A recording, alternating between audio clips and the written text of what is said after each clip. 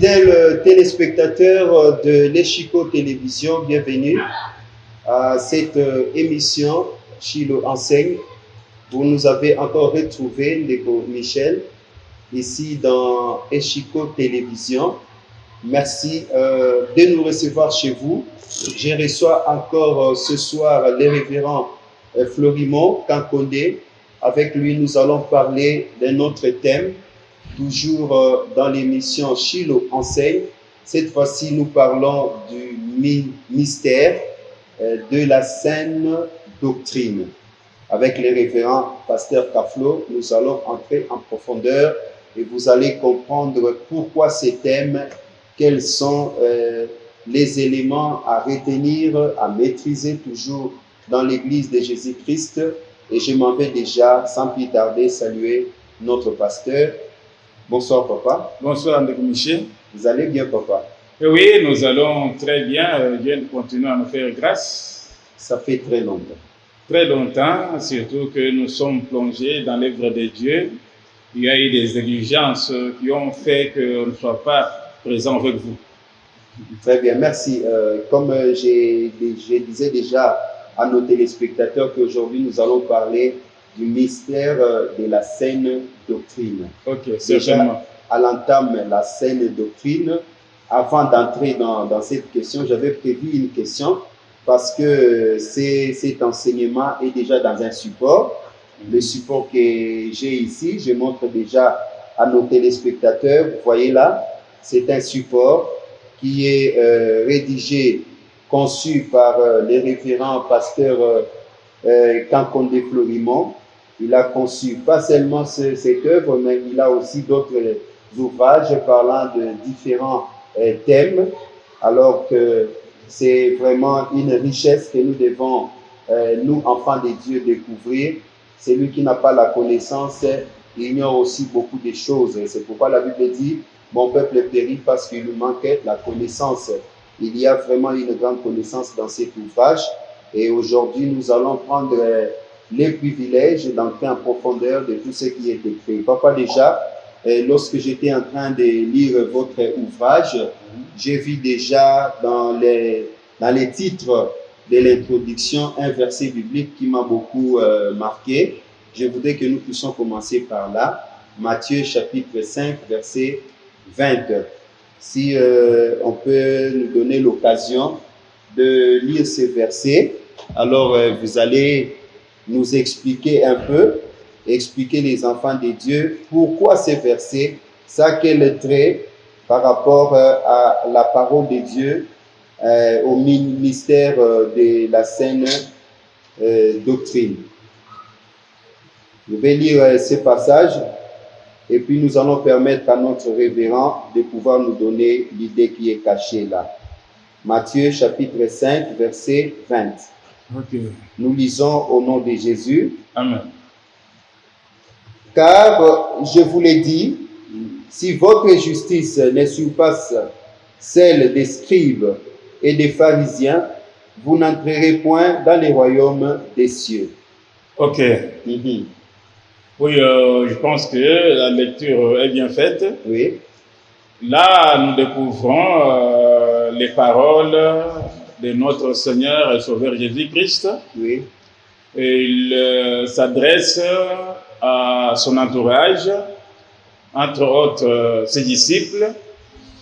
Et il demande aux disciples d'avoir une connaissance qui dépassait des scribes et des pharisiens. Oui.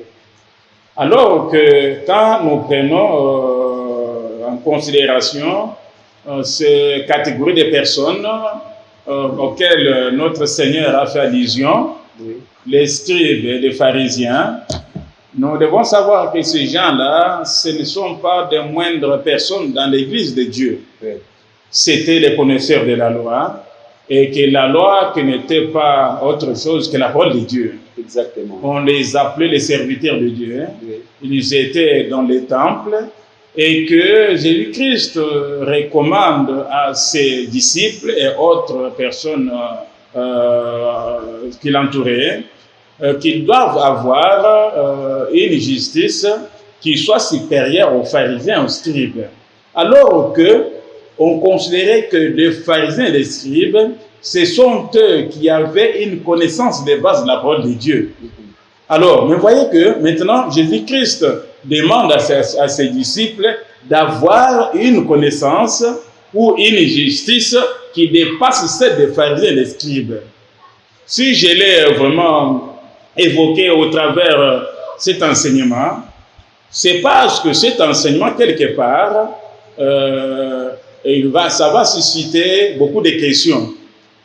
En passant, je dois montrer à nos bien-aimés, nos téléspectateurs, que cet enseignement, ce n'est pas vraiment les produits d'une recherche, je ne sais pas, bibliothèque scientifique, je ne sais pas comment, mais ça, c'est un produit d'une révélation, c'est une inspiration qui m'a été faite.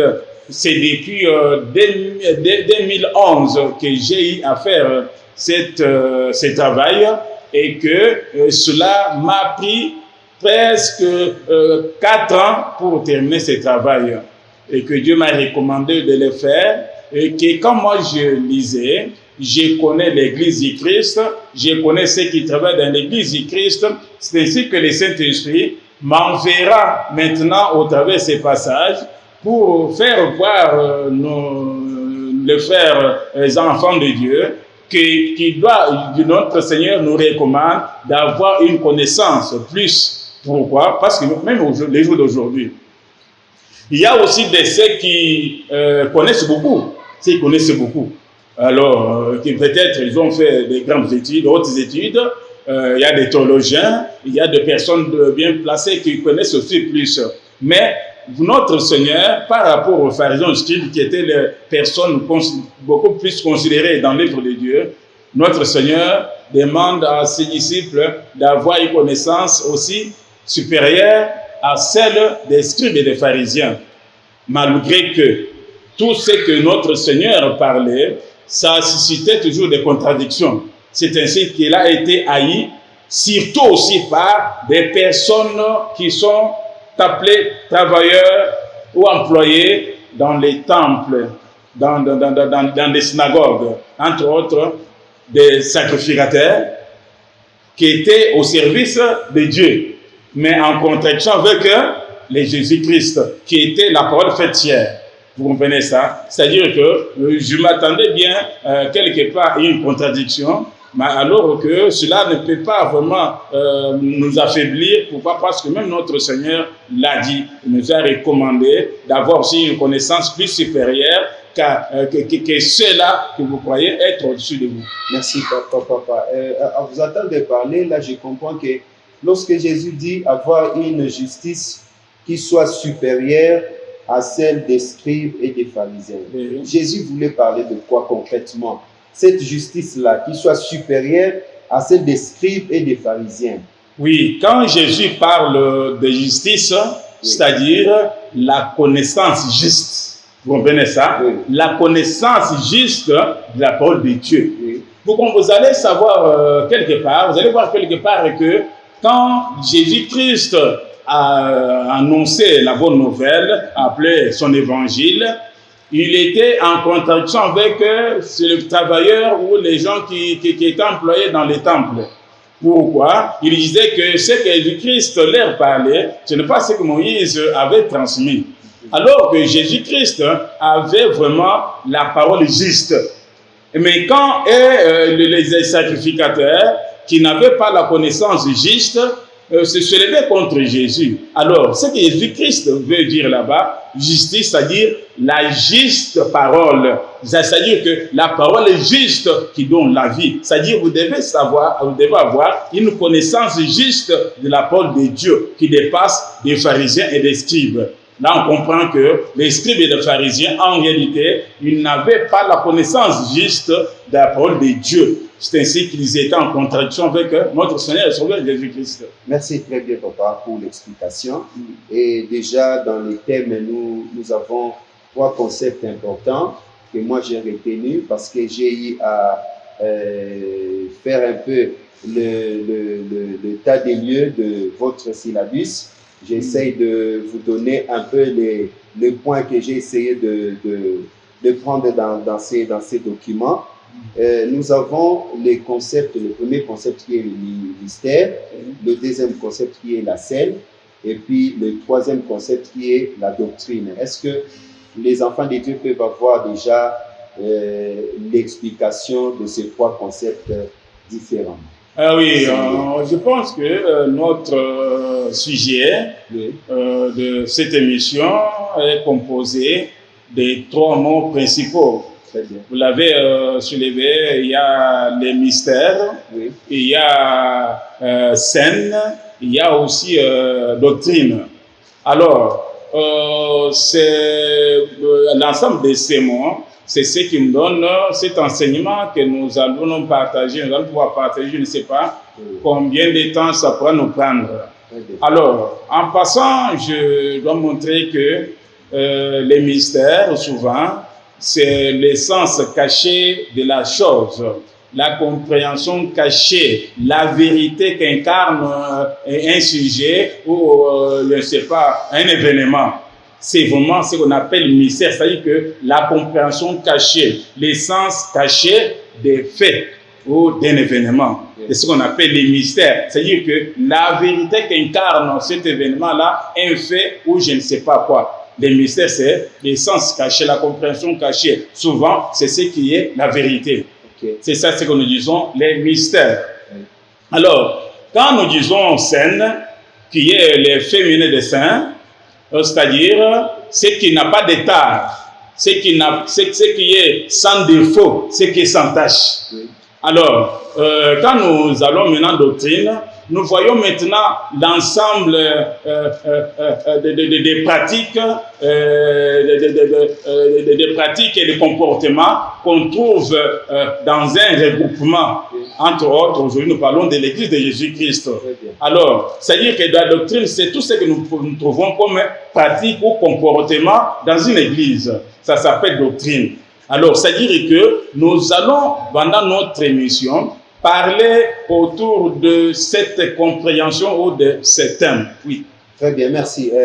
Déjà, la question qui suit déjà à côté de ça, je voudrais que vous puissiez donner à nos téléspectateurs déjà des versets à l'appui qui soutiennent la vraie doctrine, la saine doctrine qui est recommandée par Jésus, parce que là, dans les mystères de la saine doctrine, je crois que vous allez faire la part des choses, montrer la vraie doctrine et la fausse doctrine aussi.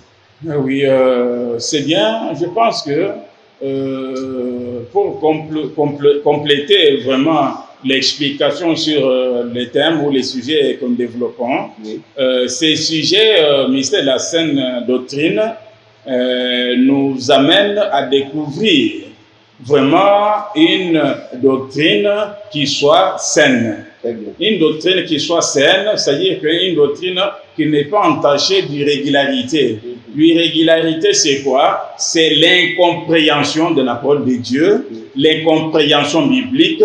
Ce sont des irrégularités qu'on peut trouver dans une doctrine, dans une église, et que, au travers de cet enseignement, nous allons faire vraiment la comparaison et que nos téléspectateurs pourront maintenant discerner où est la saine doctrine, où est la doctrine qui soit sale. C'est du moins ça. Maintenant, je peux revenir à votre...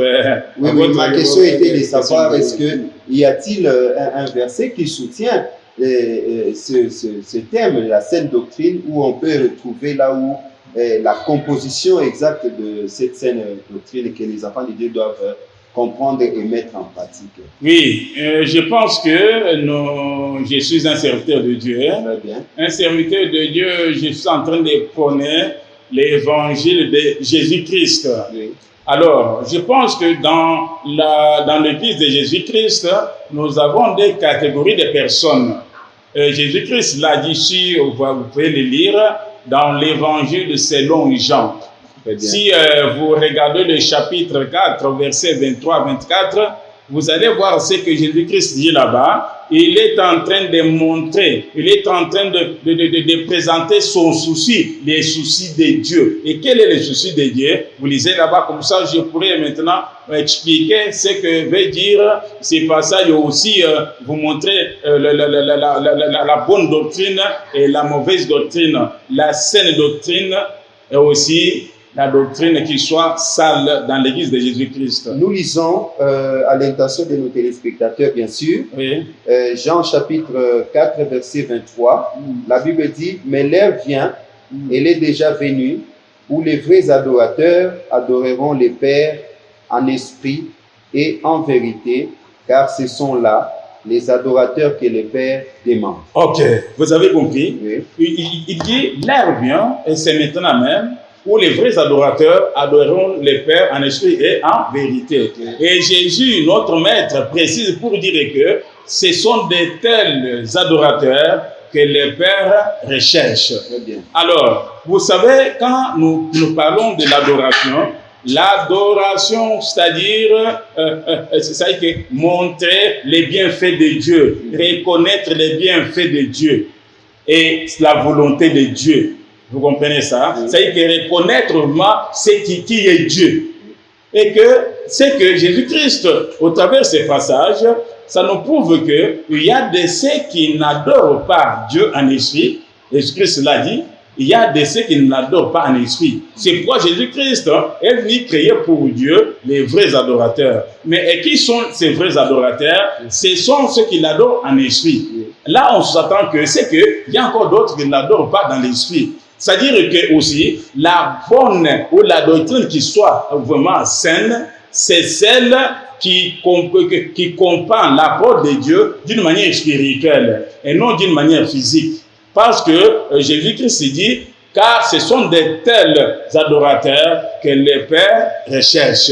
C'est pourquoi Jésus-Christ est venu créer pour Dieu les vrais adorateurs. Et qu'une doctrine qui soit saine est celle qui comprend la parole de Dieu d'une manière spirituelle et non physique.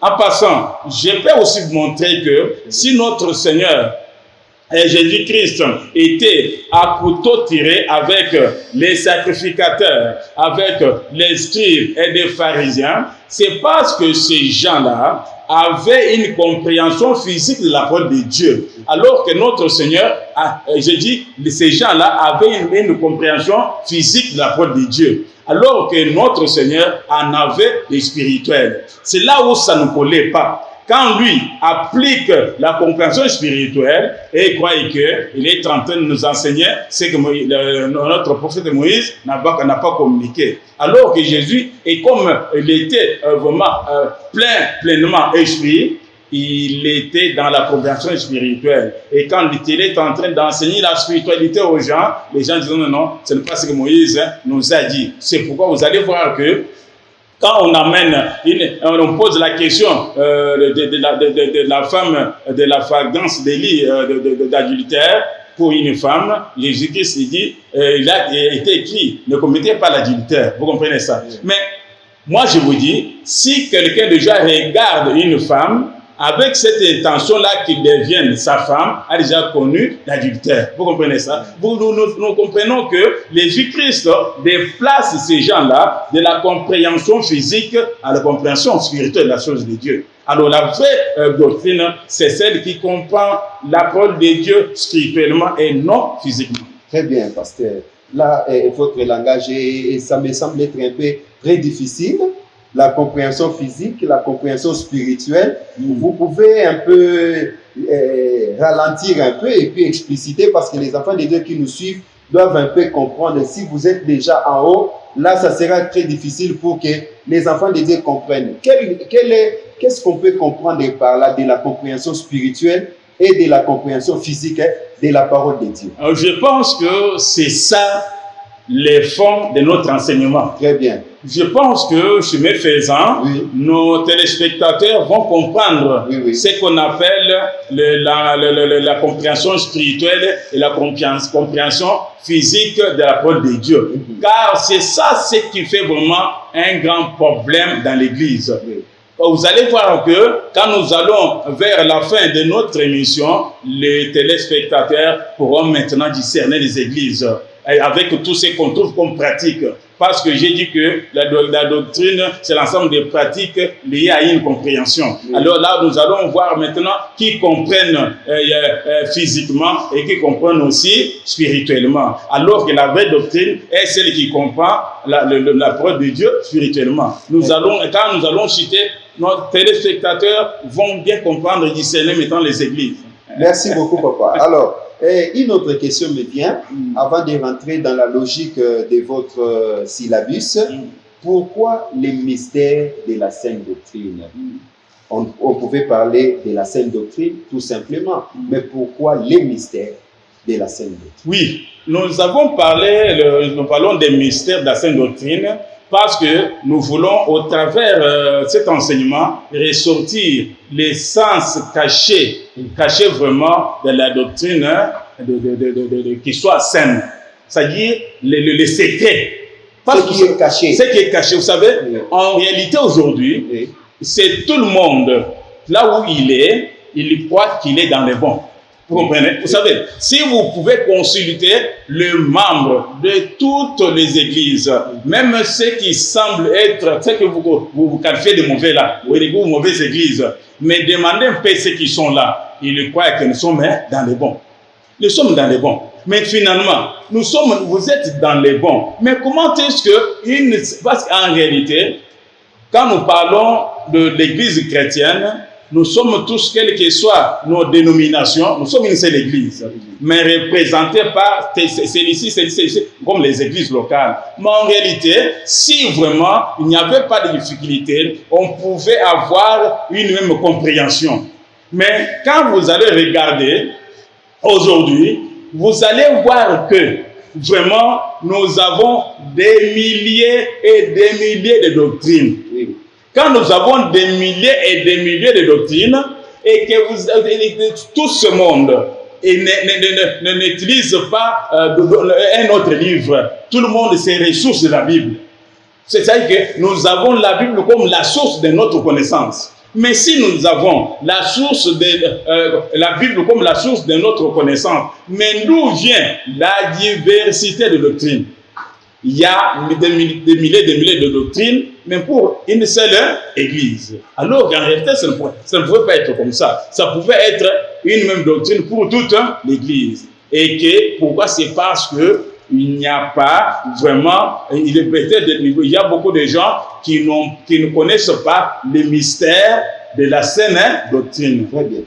Ne connaissent pas ça. Très bien. Nous sommes en train de poursuivre avec l'homme de Dieu. Je vous ai dit que l'enseignement est dans un support et nous poursuivons les idées selon qu'il a énuméré le point. Et là, nous avons un autre point, pasteur, c'est de l'impact de l'enseignement, du mystère de la saine doctrine dans la vie du croyant, dans la vie de l'Église de Jésus-Christ. Quel est l'impact de cet enseignement dans la vie d'un enfant de Dieu? Oui, je pense que cet enseignement, en réalité, va impacter beaucoup de gens, surtout des chrétiens. Parce que cet enseignement, en réalité, si vous le suivez et que vous allez vraiment l'exploiter, il suffit seulement de comprendre cet enseignement et regarder l'église locale. Et vous allez regretter de ce qui se passe dans cette église. Vous allez voir que aujourd'hui, ça fait honte. Ce qui se fait dans cette église, c'est une honte. C'est pourquoi vous allez voir qu'il y a beaucoup de gens qui ne trouvent pas encore bon d'aller à l'église. Pourquoi? C'est parce qu'il se passe les choses horribles dans l'église locale. Pourquoi? C'est seulement parce que les gens ne comprennent pas ou ne savent pas les mystères de ce qu'on peut appeler la saine doctrine. Alors, cet enseignement pourra vraiment impacter beaucoup plus les chrétiens. Des chrétiens, ils vont maintenant discerner, même là où ils sont. discerner maintenant, est-ce que là où je suis, je me trouve comme église, est-ce que réellement nous avons la saine doctrine? En réalité, si quelqu'un suit cet enseignement, il pourra me changer l'église. Sur base de ce qui se pratique là-bas, comme doctrine, il va comprendre que non, je ne suis pas dans la saine doctrine. Alors qu'en réalité, tout le monde cherche la saine doctrine. Alors, si vous trouvez que par le miroir de cet enseignement, vous n'êtes pas dans la saine doctrine, il faut quitter cette église-là. Parce que notre Seigneur ne cherche que là où il y a la saine doctrine. Et c'est là où il y a la saine doctrine que notre Seigneur se trouve. Merci, papa. Est-ce que vous avez un public cible? C'est que nous appelons, dans notre terme médiatique, public cible. C'est quel genre de personnes que vous avez visé pour atteindre dans ces messages? Sont les serviteurs de Dieu, les pasteurs, les conducteurs des peuples de Dieu, les fidèles, les chrétiens? Si vous pouvez nous localiser un peu, quel genre de personnes que vous avez visé dans ces messages? Merci beaucoup pour la question de Comiché. Vous savez, en réalité, cet enseignement qui s'intitule « Les mystères de la saine doctrine », normalement, ça vise les serviteurs, les personnes qu'on trouve dans l'église locale en train de servir. Parce que, en réalité, tout ce monde qui se trouve dans l'église du Christ, dans l'église locale comme serviteur, en réalité, il cherche à exceller au sein de cette dernière, à rendre à cette église un bon service. Mais des fois, ce qui manque, ça peut être la connaissance. Comment est-ce qu'il fait? Il peut vraiment s'employer dans ce qui est bon. Alors, c'est pourquoi, en réalité, cet enseignement vise beaucoup plus des personnes appelées serviteurs, qu'ils soient évangélistes, qu'ils soient pasteurs, qu'ils soient apôtres, qu'ils soient, je ne sais pas, archbishop, qu'ils soient pape, évêque, je ne sais pas, abbé, je ne sais pas, cardinal, tout ce monde-là peut exploiter cette faculté. Moi, je l'appelle, c'est une faculté. Et qu'une fois que vous l'exploitez, vous allez devenir vraiment un bon serviteur de Dieu, et que si une fois vous l'exploitez, vous pouvez vraiment modifier beaucoup de données dans votre service que vous rendez à l'église de Jésus-Christ. C'est surtout des serviteurs de Dieu qui sont la cible ou les cibles de cet enseignement. Et que si nous pouvons aussi disposer cet enseignement pour tous les fidèles en général, appelés chrétiens, c'est parce que vous savez, s'il y a un serviteur de Dieu qui ne comprend pas vraiment la parole de Dieu, qui a une compréhension erronée de la parole de Dieu, vous savez, en réalité, qui sont les victimes? Ce sont les fidèles.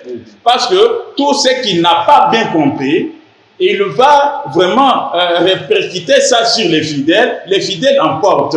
Vous savez, aujourd'hui, si nous avons un serviteur de Dieu qui ne connaît pas bien comprendre la parole de Dieu, qui a une compréhension erronée de la parole de Dieu, vous allez voir qu'il va transmettre à ceux qui sont tout autour de lui, et ceux-là vont aussi transmettre aussi aux autres. C'est pourquoi nous voyons aujourd'hui dans l'église, l'église du Christ est pleine vraiment de fausseté.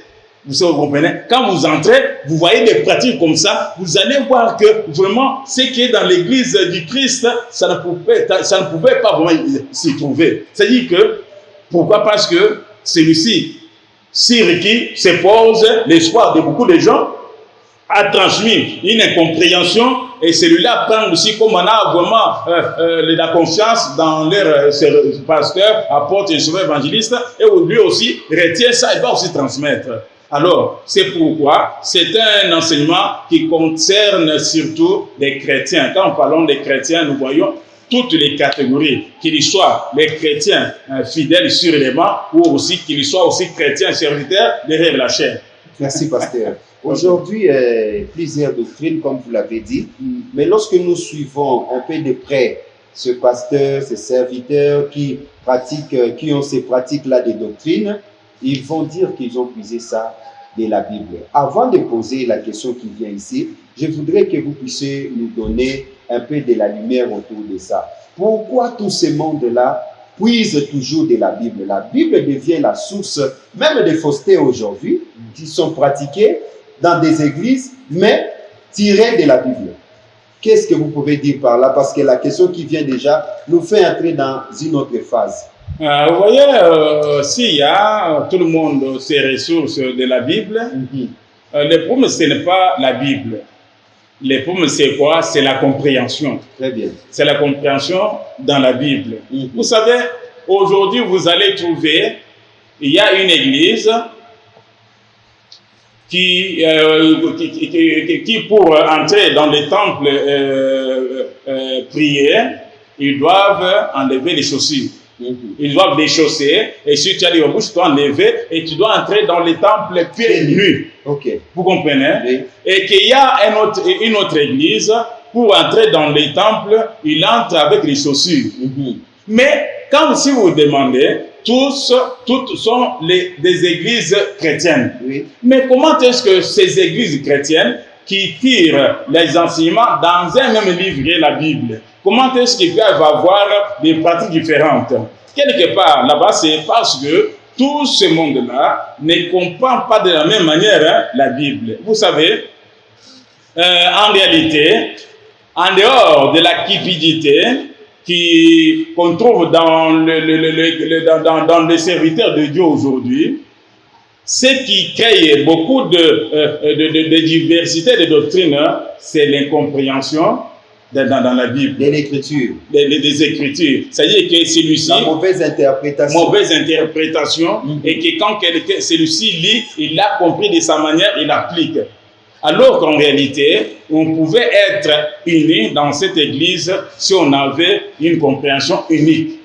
La compréhension unique, pour en avoir, il faut comprendre les choses selon Dieu, c'est-à-dire dans l'esprit et non selon la chair. Merci beaucoup. Comprendre les choses selon Dieu. Nous poursuivons avec notre syllabus. Chers téléspectateurs, je vous ai dit que nous avons tout un syllabus. C'est un ouvrage de l'esprit de notre révérend pasteur Florimond. Si vous en avez besoin, vous devez seulement nous contacter et nous verrons comment nous allons vous les faire parvenir. Alors, cher pasteur, nous sommes dans l'autre point que j'ai soutiré ici, défigurer au propre. Déjà, ces styles-là de langage, ça veut expliquer quoi? Ça me vient dans l'esprit de dire que vous êtes un homme très, très, très extraordinaire, avec vos styles, avec vos mots, défigurer au propre. Vous voulez dire quoi par là? Oui, je pense que défigurer au propre, c'est une faculté ou un savoir qui soit au centre de la compréhension de la parole de Dieu. Un savoir, oui. Un savoir Très bien. Qui soit au centre de la compréhension de la parole de Dieu. Défigurer au propre, là, nous devons comprendre une chose, c'est que dans la Bible telle que nous la voyons, Oui. nous avons des langages qui sont utilisés. Des langages. Des langages. Très bien. On peut dire des langages comme on peut dire des langues. Des langues. Des langues, oui. Ok. C'est ça, ce qui crée beaucoup de problèmes. Quand vous regardez la Bible, vous lisez, et vous ne savez pas que la Bible, ce que j'ai lu, est dans telle langue, vous pouvez vous tromper la compréhension. Parce que vous ne savez pas si ce que vous voyez est écrit, ce que vous lisez est écrit en quelle langue. C'est pourquoi nous parlons de figurer au propre. Le figurer, c'est une langue aussi propre, en est aussi une autre. Très bien. Défigurer au propre, là déjà vous avez parlé des langues, des langages. Oui, oui. Et déjà dans votre syllabus, les lignes qui suivent, vous avez parlé des langages de Dieu. Oui, le langage de Dieu, oui. Les langages de Dieu. Comment comprendre les langages de Dieu? Vous avez parlé des langages propres et langages figurés. Nous revenons toujours dans ces problèmes des langages. Pasteur, donnez-nous une explication claire pour que les enfants de Dieu comprennent les langages de Dieu. Langue propre, c'est quoi? Langue figurée, c'est quoi? Oui, je pense que dans un langage facile, ce qu'on appelle le langage propre, ce sont des expressions, des termes qu'on voit dans la première compréhension, comment je peux dire ça? Est-ce que vous pouvez nous donner un exemple pour comprendre ce que vous dites là? Oui, l'exemple va venir. Oui, oui. Et c'est-à-dire quand il y a les mots, qu'on a ou une expression qui sait parler dans sa première dimension. Vous comprenez? Sa première dimension, c'est-à-dire que dans le langage courant, dans les termes courants, oui, qui sont facilement compréhensibles, oui, c'est ce qu'on appelle les langages propres.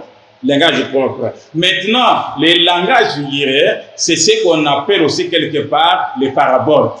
Les langages codés, on peut dire comme ça aussi. En fait, oui, on peut dire langage codé selon tout chacun, mais moi je l'appelle, ce sont des paraboles. Des paraboles. Et que quand vous allez regarder ce qu'on appelle parabole, vous allez voir que quand vous lisez la Bible est écrite où Dieu a parlé presque en 80% en parabole. Vous comprenez? Mais si vous prenez maintenant la Bible, maintenant, si cette Bible où Dieu a parlé, dans cette Bible à 80% en parabole ou en langage figuré. Maintenant, si vous êtes un serviteur de Dieu et que vous ne connaissez pas distinguer ces langues, vous voyez que ça vous sera tellement difficile de servir notre Seigneur. Pourquoi? Parce que quand vous ne connaissez pas sa langue, quand il va vous parler, qu'est-ce que vous allez dire? C'est pourquoi, quand nous lisons la Bible, nous allons voir que notre Seigneur ou notre Dieu s'est exprimé souvent dans les langages figurés à 80%. Donc, il faut que les serviteurs de Dieu apprennent à connaître cette faculté, le langage figuré de Dieu. Alors, si on ne les connaît pas, c'est qu'on ne peut pas servir Dieu. On ne peut pas les servir. Vous avez dit que je donne quand même un exemple pour que les gens puissent quand même comprendre ce qu'on appelle langage figuré, langage propre. Oui, oui. Vous savez, je peux donner un exemple. On vous dit, quelqu'un qui vous dit, j'ai mis une couverture sur les lits. Vous comprenez? Oui. J'ai mis une couverture sur les lits. Ou j'ai placé une couverture sur les lits. Oui.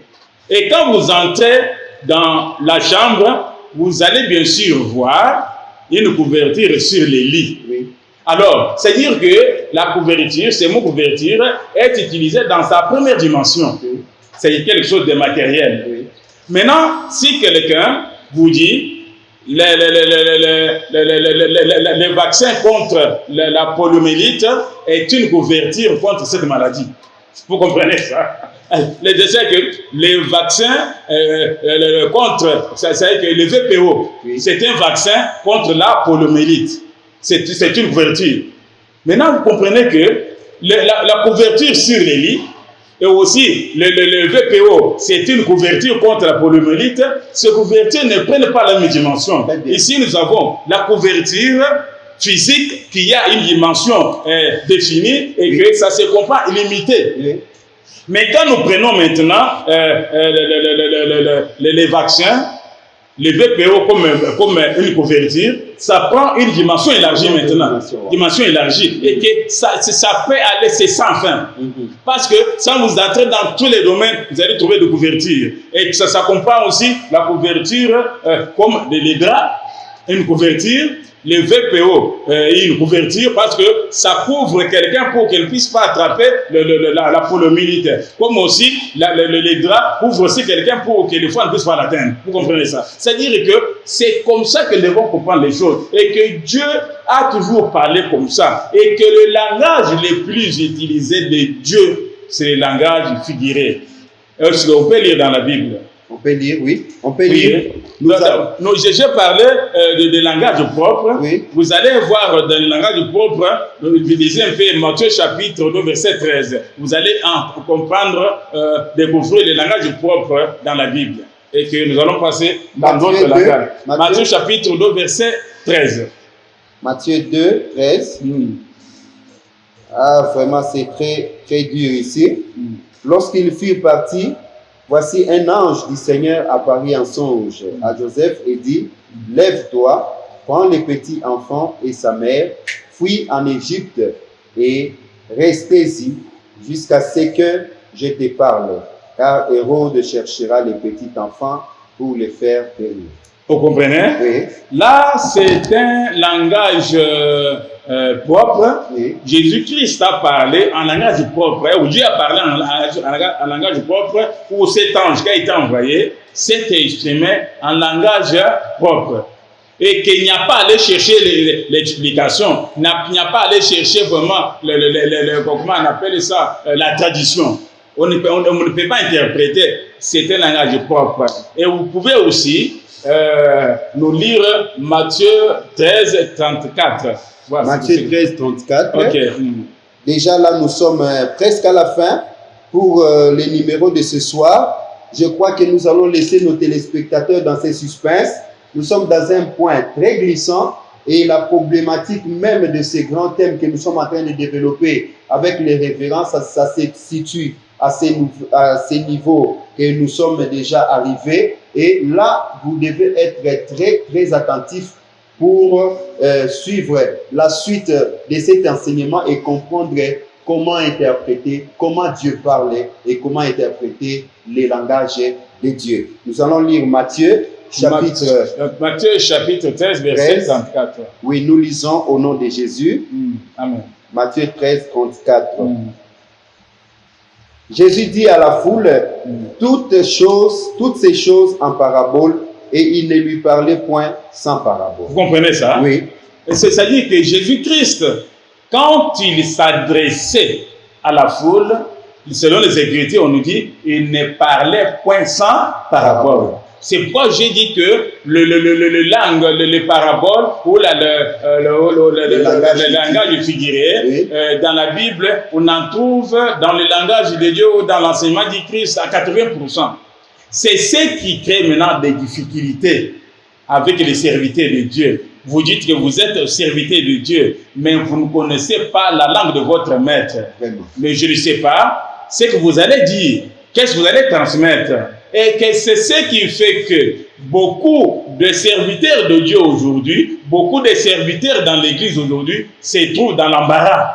Et ne sait pas où est-ce que je peux aller, qu'est-ce que je peux faire, et que ne sait pas comment orienter l'église locale, seulement parce qu'il a vraiment des difficultés de comprendre la langue de Dieu. Merci bien, cher pasteur. Fidèles téléspectateurs, l'émission est vraiment en continu. Nous allons poursuivre cette émission, cet enseignement. C'est vraiment un grand enseignement. Ça mérite beaucoup de temps, ça mérite beaucoup aussi de réflexion parce que ce sont des choses qui doivent sauver l'Église du Seigneur. Il y a plusieurs doctrines au sein de l'Église de Jésus-Christ, mais il faut comprendre la saine doctrine. Quelle est la saine doctrine en rapport avec tout ce que nous voyons aujourd'hui dans l'Église de Jésus-Christ? Alors aujourd'hui là, nous allons mettre fin à cette émission, à ce numéro. Je m'en vais déjà demander au pasteur les derniers mots pour aujourd'hui. Je crois que ce syllabus est là pour les enfants de Dieu. Vous allez leur donner aussi les moyens de contact, qu'est-ce qu'ils peuvent s'approprier de ces syllabus, comment ils peuvent vous contacter pour en avoir, et puis la suite de cette émission pour l'enseignement. Oui, merci beaucoup. Je pense que cet enseignement, oui, c'est vraiment une faculté qu'il faut vraiment découvrir, savoir, maîtriser Oui. pour être vraiment un bon serviteur de Dieu. Oui, oui. Vous savez, c'est tout le monde qui veut être excellent dans les services de Dieu. Maintenant, l'excellence ne peut venir que si on est si on comprend bien ce que Dieu dit. La bonne connaissance. Si on a de la Dieu. bonne connaissance Yes. de ce que Dieu dit. Très bien. Et que si, vous savez, même quand nous parlons de, vous savez, quand on parle de l'adoration, adorer Dieu, quand on ne peut pas adorer Dieu si on ne le comprend pas. Vous comprenez ça? On ne peut pas adorer Dieu si on ne le comprend pas. Oui. Alors, si on comprend bien ce que Dieu dit, c'est que nous pouvons faire une bonne adoration.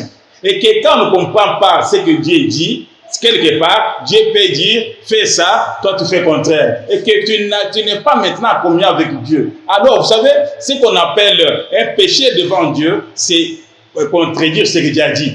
Dieu te dit, soulevez seulement un doigt, ou vous soulevez deux.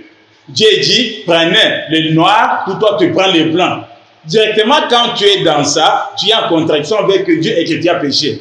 Et qu'aujourd'hui, il y a beaucoup de serviteurs dans l'église du Christ qui pêchent, mais tout en sachant qu'ils sont en train de servir Dieu. Mais ils sont en train de pécher parce qu'ils sont en contradiction avec Dieu. Alors, moi, je demande vraiment à tous nos abonnés, Oui.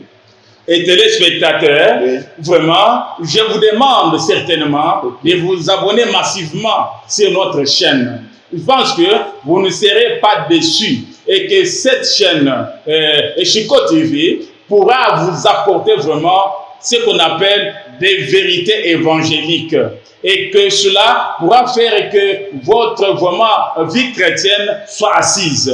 Et que les Eshiko TV pourra vraiment vous amener vraiment ce que vous avez manqué, ce que vous n'avez pas trouvé ailleurs. Vous allez le trouver sur les Eshiko TV. Et que je vous demande aussi d'évangéliser avec nous au travers ces images, ces émissions. Si vous trouvez que vraiment c'est très capital, vous pouvez aussi envoyer à une autre personne, lui demander aussi de faire ce que vous avez toujours fait là.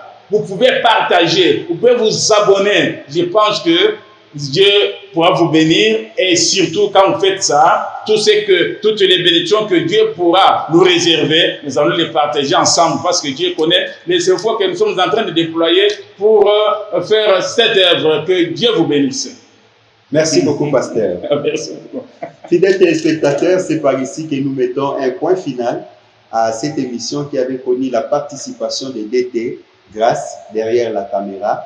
Vraiment que le Seigneur soit loué pour ce travail, ce beau travail que vous êtes en train de fournir pour l'existence de l'Eshiko Télévision. Nous saluons notre DG.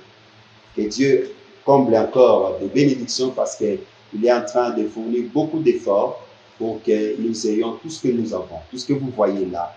Que le Seigneur pense à lui. Et nous pensons à toute l'église d'Eshilo au Congo, l'apôtre Jean-Baptiste Miaba. Que le Seigneur lui accorde encore longue vie. Et toute l'église, je pense à tous nos serviteurs, tous les serviteurs de l'église Shilo, tous les fidèles, les Shilois, Shiloises. Que le Seigneur vous bénisse. Et d'ici là, portez-vous bien. On se retrouve dans un autre numéro. Ciao. Merci, papa. Merci beaucoup. Que Dieu vous bénisse.